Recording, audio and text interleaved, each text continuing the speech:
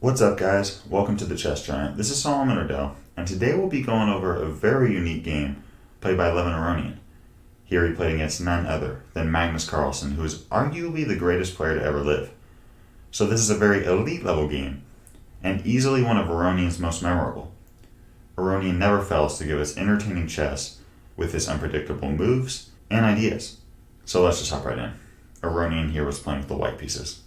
The game starts off with d4, d5, c4, c6, here Carlsen going for the Slav defense, knight f3, knight f6, knight c3, this is all very standard, e6, both sides just naturally developing their pieces.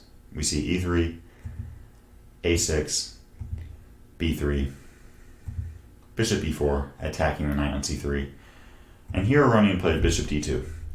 I think it's important to realize that bishop b2 would actually be a huge mistake because now the knight on c3 is pinned. Here black could just continue with queen a5, putting more pressure on the knight. Queen c2 is forced, defending it, and now knight e4, rook c1, now the pawn a2 falls, and this is just ugly for white. So after bishop b4, Aronian was very wise to play bishop d2, and the game continues with knight bd7, bishop d3, both sides castle here. We have queen e7, both sides just naturally developing, bishop c2, and rook d8. Now up to this point, guys, there has been very common development from both sides, right? This is a very normal position to be reached. But here Aronian plays a very, at least for me watching the game, a very unexpected move with a3. Now we see bishop takes a3, and here Aronian surprises us again with rook takes a3, giving up the exchange. We see queen takes a3, and now c5. When I first saw this game, I was wondering what the heck is Aronian doing? He just gave up a pawn and the exchange, but after looking at the position closer, I realized some advantages that Aronian has here. First off, this queen on a3 is actually trapped. The queen would like to come to a5 and then c7, but queen a5 doesn't work because of knight takes d5. Here the bishop attacks the queen, and the knight takes away the c7 square. So queen a5 is not a good option. And after c5, Carlsen plays b6, trying to undermine the pawn on c5. But here Aronian plays b4, a nice move, protecting the pawn on c5. And again, queen takes b4 doesn't work because of the nice idea, knight takes d5. And after a move like queen c4, we have knight e7 check. We're checking the king, we're about to take this pawn on c6. This is not pretty for black. So after b4, here Carlsen plays knight e4. Carlsen's position is very cramped, and the queen's trapped, so knight e4 was played out of desperation. We see knight takes e4, and after d takes e4, the bishop takes on e4. Now this centralized bishop on e4, I think serves two purposes. First off, it attacks the pawn on c6, and also attacks the pawn on h7. Bishop b7 is a valid option, but here I think Aronian would continue with a move like queen b1. This does two things. First off, it attacks the pawn on h7, and it also frees up room for the rook to come to c1, followed by c3, where we'll be attacking this queen on a3. So this is a very nice position for white. And after bishop takes e4, we see rook b8 from Carlsen. And now Aronian unleashes an attack on the vulnerable king on g8 with bishop takes h7 check, giving up another piece. We see king takes h7, and now knight g5 check. And after king and g8, queen h5. This attacks the pawn on f7, and if rook f8 to defend it, we have queen h7, and the game's over. So here knight f6 was played. Now we have queen takes f7 check, king h8, and the aggressive move queen c7. Here Aronian does two things. He attacks both rooks on b8 and d8, and also frees up the f7 square for the knight. Carlsen can't defend both, so here bishop d7 was played, connecting both rooks. However, this allows knight f7 check, and after king h7, we see knight takes d8, rook c8 attacking the queen, queen takes b6, knight d5 attacking the queen again, and now queen a7.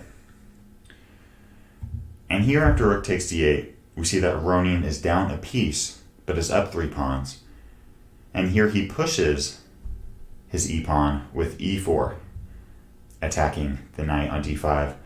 I think knight f6 is probably the best move here in this position.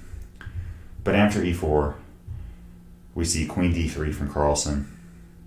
And now e takes d5. By taking the knight on d5, Aronian gives up the bishop on d2, but now plays the move queen c7. This again creates two threats. It attacks the rook on d8. If the rook moves, the bishop falls. And on top of that, it threatens to take the c6 pawn. So here, Carlsen could hold on to his pawn or his rook, and wisely decides to hold on to his rook with queen g5, defending this rook here.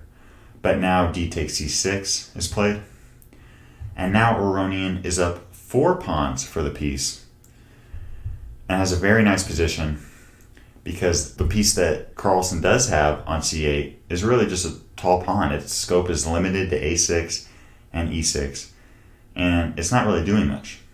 In addition, the pawn on c6 and pawn on c5 are very strong and very close to promotion, right? So here h3 was played. This is just a patient move by Aronian, giving the king a potential escape square. We see queen d5 attacking the pawn on d4. And here Aronian comes up with a very nice idea. He sees that this rook cannot really come to d7 or protect the pawn on g7 because his pawn on c6, right? So here Aronian comes up with the idea of playing rook d1, followed by rook d3, followed by rook g3, where it will be attacking this g7 pawn. And there's really not much Carlsen can do to stop Aronian from playing this out. So we see rook d1, and now e5, threatening to take the pawn on d4. But Aronian doesn't really seem to care. He just continues on with his plan with rook d3. We see e takes d4. Now we have queen e7, improving the position of the queen. We have bishop f5, attacking the rook. Rook g3. And here we see both the rook and the queen attacking this g7 pawn. Bishop g6 was played by Carlsen here, but now queen h4 check was played by Aronian. And Carlsen actually resigned here. Idea being, after king g8, we could take the bishop on g6. And at first sight it may look like d3 and black has some hope of promoting here, but now queen e7. And again, this rook and queen are clamping down on the g7 pawn, and white is completely winning this game.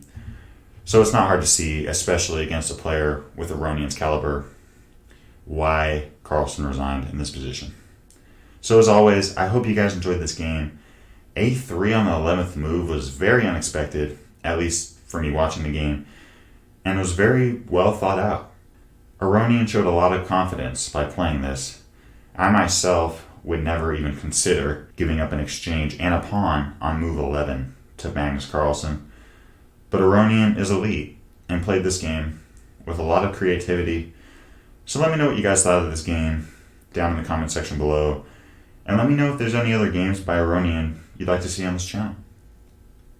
Thanks for watching today's video. If you'd like to watch another one, you can click or tap up here. And I've got a lot more high quality chess content on the way. So if you'd like to subscribe, you can click or tap down here. I really appreciate your support.